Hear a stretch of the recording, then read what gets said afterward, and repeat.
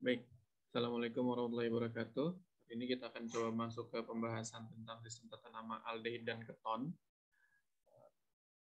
Kembali lagi ke sistem tata nama, sebetulnya terkait dengan penamaan aldehid dan keton ini dasarnya tetap pada sistem tata nama alkana ya, hanya saja kita mengubah akhiran-akhiran dari na menjadi, kemarin kalau alkohol menjadi ol, kemudian untuk eter jadi alkoksi alkana. Nah, untuk aldehid ini kita beri akhiran dengan ujungnya al, gitu ya, akhiran al.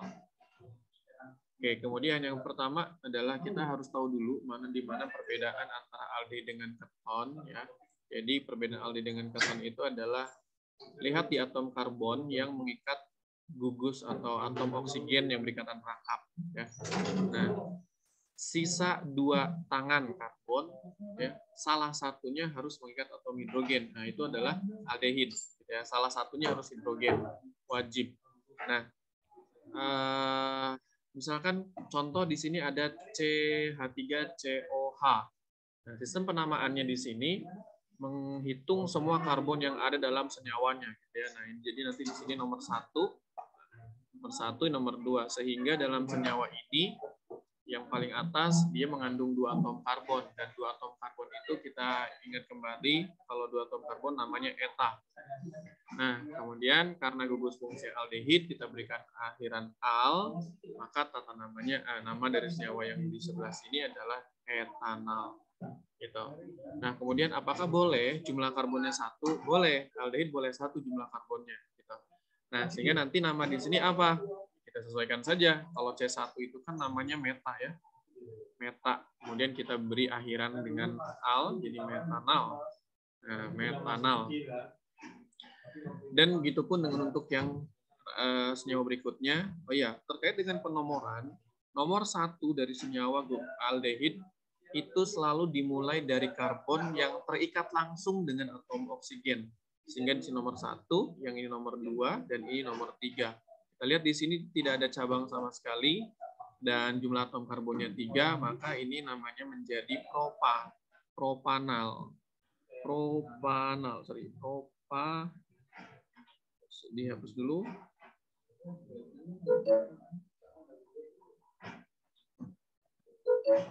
Oke, ini namanya propanal. Ya. Kemudian kita lanjut ke yang berikutnya. Nah, bagaimana kalau misalkan dalam suatu rantai utama atau dalam rantai senyawa aldehid itu ada cabangnya. Nah, pertama kita tentukan dulu nomor 1 dan ya. Nomor 1-nya kembali lagi dia karbon yang ada atom O-nya, nomor 1, kemudian rantai utama itu adalah rantai terpanjang. Maka pilihannya boleh lurus ke kiri atau belok. Hanya saja ketika kita berbelok ke bawah, ini kita cuma dapat 3 karbon. Tetapi ketika kita teruskan ke sebelah kiri, maka kita dapat 4 karbon. Sehingga nanti di sini CH3-nya akan bertindak sebagai cabang. Kemudian bagaimana sistem penamaannya? Cabang selalu disebutkan di awal, disertakan dengan nomor posisi cabang itu. Nah, si cabangnya ini ada CH3, maka namanya metil. Oke, kemudian si metil ini nempel di C nomor 2. Artinya kalau nempel di C nomor 2, maka namanya jadi 2 metil. Kemudian rantai utamanya ada 1, 2, 3, 4, berarti butan. Ujungnya dengan al jadi butanal. Nah, kemudian kita contoh yang berikutnya yang di bawah. Oke, ini masih menggunakan jumlah karbon berapa nih? Ini 1, 2, ke bawah 3 dan 4. Oh, ini ke bawahnya 4. Kemudian ke kiri juga 4. Oke, berarti di sini kita menemukan 2 rantai utama ya. Sama-sama 4. Ke kiri 4 karbon, ke bawah 4 karbon. Karena ada C2H5 di bawah sini. Jadi kita teruskan. Jadi 1, 2, 3, 4. Nah, ketika kita menjumpai kasus seperti ini, maka rantai utama yang kita pilih adalah rantai utama yang memiliki lebih banyak cabang.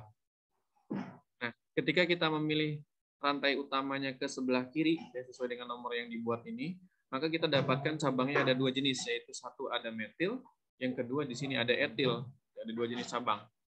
Nah, tetapi ketika kita menggunakan penomoran berbelok ke sebelah sini, ke bawah, kita dapat cabangnya cuma satu, yaitu di bagian sini saja. Nah, gitu ya, cuma satu cabang. Nah, karena dia cuma satu cabang, maka jangan dipilih rantai utamanya. Jadi kita pilih rantai utama yang lebih banyak cabangnya, sehingga rantai utamanya dari kanan ke kiri. Gitu. Oke. Kemudian bagaimana penamaannya? Penamaannya masih sama, ya, cuma di sini kan ada cabang etil dan cabang metil. Nah, etil posisi di nomor 2 dan metil di posisi nomor 3. Nah, penyebutan itu bukan dari penyebutan cabang itu bukan dari nomornya. Ya, urutannya itu bukan dari posisi cabang itu, tetapi dari huruf alfabet dari jenis cabang itu sendiri. Di sini ada metil dan etil. Etil dan metil, depannya E dengan M. Secara alfabet, E lebih duluan, maka etil disebutkan lebih dulu. Sehingga kita sebutkan etilnya dulu di posisi nomor 2, maka 2 etil, kemudian 3 metil. Nah, rantai utamanya 4, karena 4 berarti dia butanal. Nah, itu untuk tata nama aldehid. Jadi sistemnya sama seperti tata nama alkana, hanya saja kita berikan akhiran, ya, akhiran-akhiran yang berbeda setiap gugus fungsinya. Nah, mudah-mudahan itu dapat membantu yang aldehid. Nah, kemudian selanjutnya kita masuk ke sistem tata nama keton. Perbedaan antara aldehyid dengan keton ini adalah kembali lagi di sini C yang mengikat atom oksigen.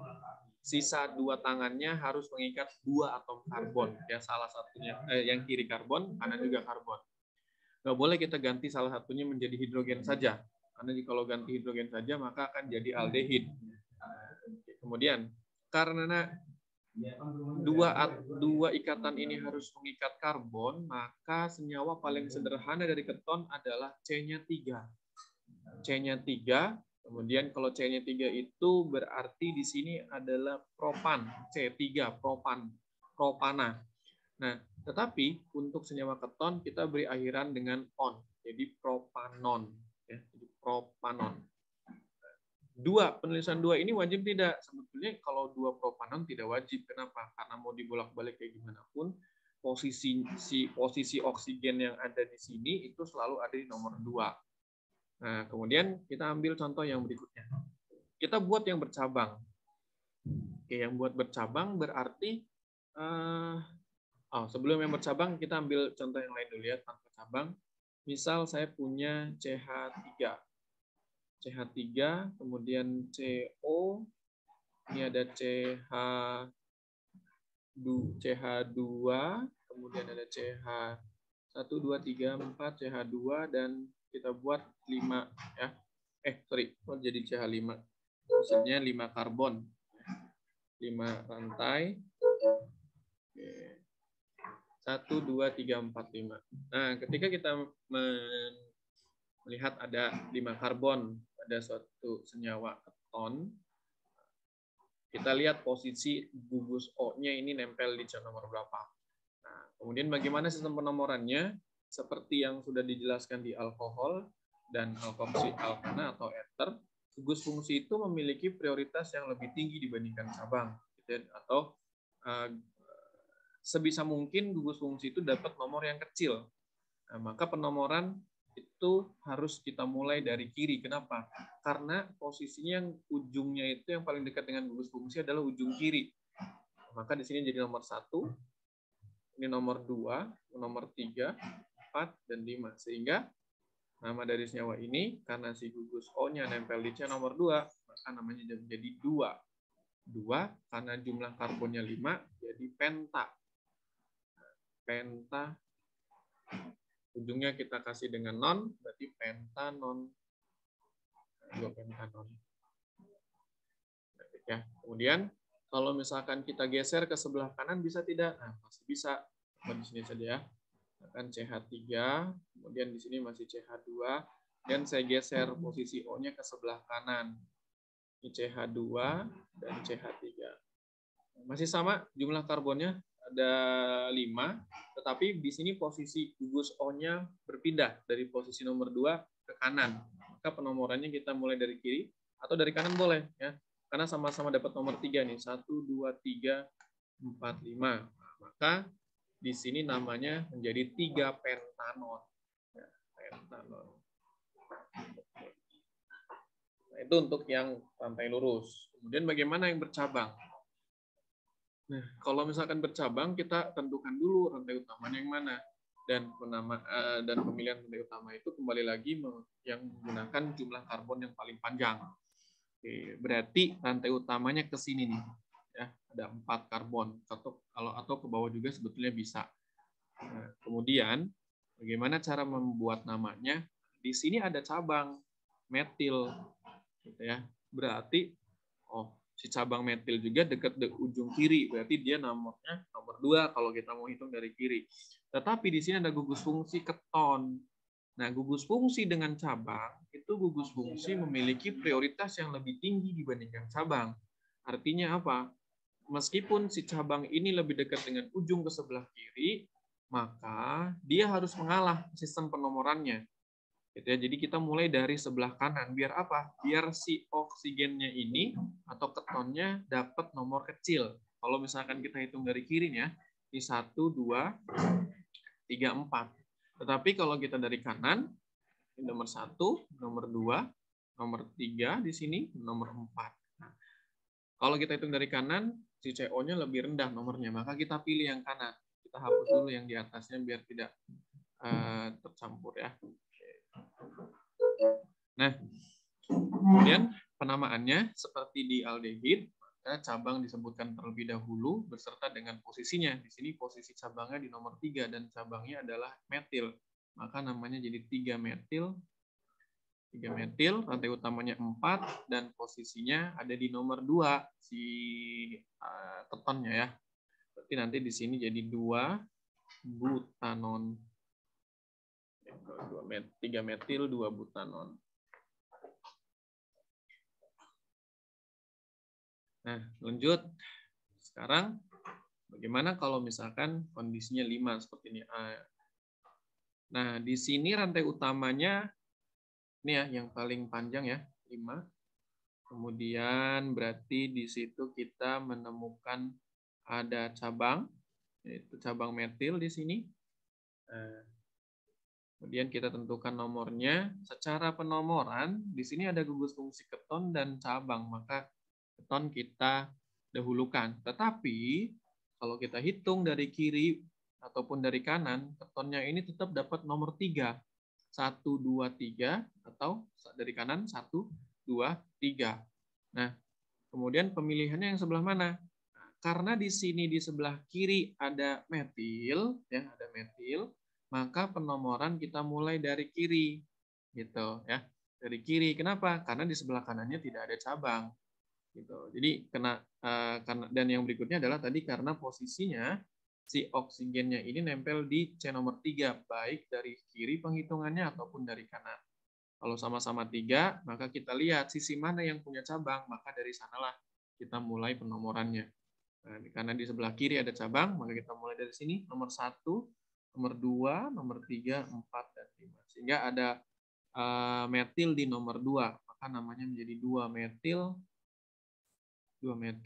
pentanon, pentanonnya di nomor 3, berarti 3 pentanon.